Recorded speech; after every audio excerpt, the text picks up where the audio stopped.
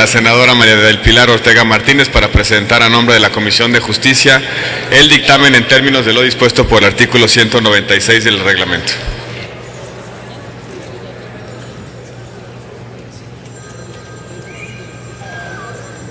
Con su permiso, presidente. Señoras y señores legisladores, como ustedes saben, con la reforma constitucional de junio de 2011 en materia de derechos humanos, en la que, entre otros, se reforma el artículo 29 constitucional de nuestra Carta Magna, se mandata en el transitorio cuarto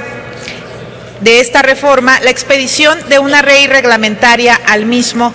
que tenía como plazo máximo de 1 año contado a partir del inicio de la vigencia de ese decreto, que fue en el año de 2012. Y efectivamente, como ya lo han señalado las senadoras que me antecedieron en la palabra, con esta ley el Congreso de la Unión estará cumpliendo un compromiso derivado de la reforma constitucional en materia de derechos humanos de gran importancia y de gran relevancia. La propia reforma al artículo 29 constitucional contempla inclusive ampliar los conceptos no solamente de suspensión, sino también habla del término restricción, mismo que se entiende en un nivel menos intenso de afectación, y también se incorporan algunas otras medidas importantes que habían sido objeto también de recomendaciones de organismos internacionales. Hay que señalar que en la evolución de este concepto de suspensión de garantías de manera muy específica a lo largo del mundo, estas restricciones podían e inclusive pasaron casos en donde las mismas, al ponerse en manos de un solo agente del Estado, provocaban en consecuencia que hubiese violaciones reiteradas a derechos humanos, violaciones incluso a la totalidad de un país o de un pueblo. Esto trajo como consecuencia que en el ámbito internacional de derechos humanos se generara una serie de recomendaciones para que se adecuaran los marcos normativos en donde estas disposiciones están reguladas a fin de que en ningún caso hubiese tales violaciones. La reforma constitucional, en comento, establece otros aspectos importantísimos retomadas justamente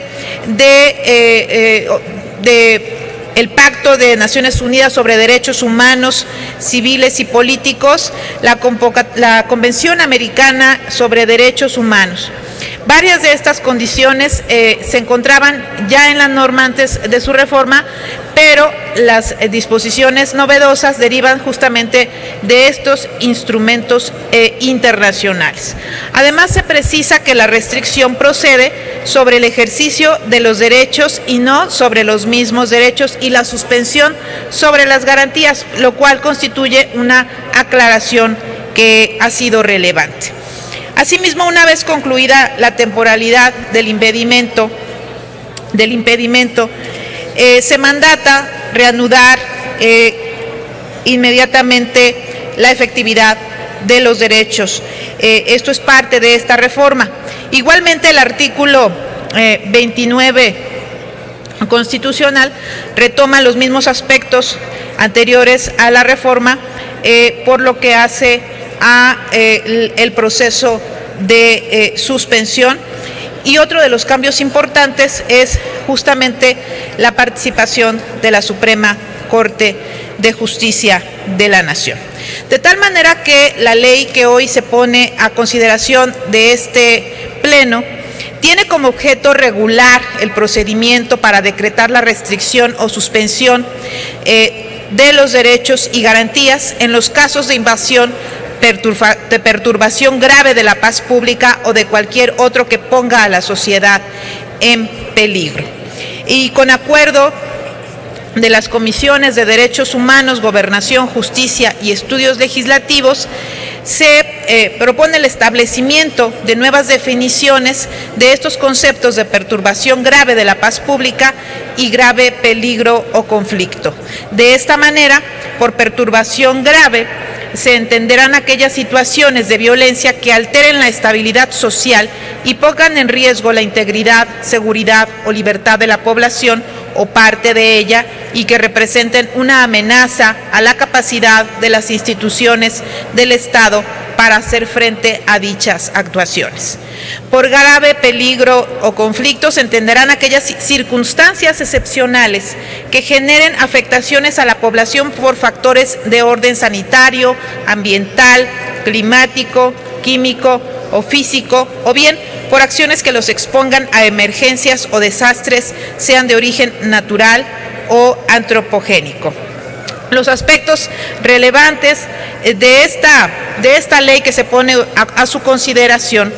en cuanto a la iniciativa y el proceso de la misma es que solamente el presidente de la República podrá someter al Congreso de la Unión para su aprobación el proyecto de decreto para restringir o suspender los derechos o garantías. El proyecto correspondiente tendrá que tener un fundamento y motivación del derecho de restricción o suspensión, la delimitación geográfica del territorio en el que se aplicará la restricción o suspensión, el tiempo por el que se decretará dicha restricción o suspensión, los derechos que serán restringidos, las garantías que serán suspendidas, una relación de proporcionalidad entre las medidas propuestas y la gravedad de los hechos que justifican la restricción o suspensión. La solicitud de autorización que se estime necesaria para que el Ejecutivo Federal haga frente a la situación y ellas solo podrán versar sobre atribuciones materialmente legislativas del Congreso de la Unión. Las autoridades federales responsables de la coordinación de las acciones a implementar, así como las obligaciones de las autoridades coadyuvantes. Una vez que el Congreso o la Comisión Permanente recibe el proyecto, se citará a sesión a más tardar en 24 horas y el Congreso o la Comisión Permanente, en su caso, resolverán en un plazo máximo de 48 horas. En caso de no ser aprobado el proyecto de decreto de restricción o suspensión, la iniciativa no podrá ser presentada de nuevo, y salvo que se motive por hechos o hechos distintos o supervenientes. También se incluye algunas modificaciones al decreto que originalmente fue aprobado en comisiones. Uno de esos aspectos relevantes tiene que ver con la publicación, pues una vez aprobado el decreto por el Congreso se remitirá al Ejecutivo Federal para su publicación en el Diario Oficial de la Federación. Se establece el pronunciamiento de la constitucionalidad de oficio. En este caso, la Suprema Corte se pronunciará de oficio y a más tardar en 30 días sobre la constitucionalidad y validez de los decretos que emita el Ejecutivo Federal durante la restricción o suspensión. La decisión que recaiga sobre la constitucionalidad de los decretos tendrá efectos retroactivos, es decir, se ordenará el restablecimiento inmediato de las situaciones jurídicas. Si la Suprema Corte de Justicia de la Nación se pronunciara sobre la inconstitucionalidad de un decreto, se deberá igualmente publicar en el Diario Oficial de la Federación y en los medios de comunicación social y local. También se establece la posibilidad de combatir actos del Ejecutivo por vía de amparo. Los actos del Ejecutivo durante la vigencia del decreto podrán ser impugnables a través del juicio de amparo, que no procederá en estos casos la suspensión del acto reclamado, salvo que corresponda a derechos y garantías que no hayan sido materia de decreto de restricción. En materia de control parlamentario, y derivada también de la reforma constitucional, se establece que durante la vigencia del decreto, el titular del Ejecutivo Federal entregará al Congreso o a la Comisión Permanente informes sobre aplicación y evolución de las medidas administrativas y legislativas adoptadas. Estos deberán entregarse por lo menos cada 30 días durante el tiempo de dicha vigencia. En cuanto a la conclusión del decreto, la suspensión o restricción concluirá cuando haya concluido el plazo fijado en el decreto, cuando hayan desaparecido las causas que le dieron origen por decreto del Congreso de la Unión o bien por decreto del Ejecutivo Federal. El Ejecutivo no podrá hacer observaciones al decreto del Congreso o de la Comisión Permanente que ponga fin a la restricción o suspensión. En cuanto al informe final, el Ejecutivo presentará 7 días después de la conclusión de la vigencia del decreto y a más tardar en este plazo un informe final al Congreso o a la Comisión Permanente sobre las causas, medidas adoptadas y consecuencias que sucedieron durante la vigencia del mismo, así como el estado que guarda el país o región afectada. De la misma manera, de acuerdo a las reservas discutidas por las comisiones de Derechos Humanos, Gobernación y Justicia, así como estudios legislativas, se acuerda también una modificación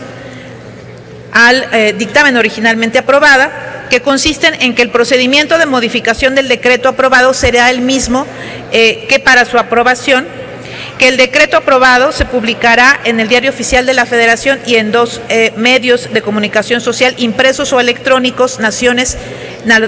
y locales a efecto de garantizar mayor publicidad, esto dentro de los artículos 20 y 21 de la ley,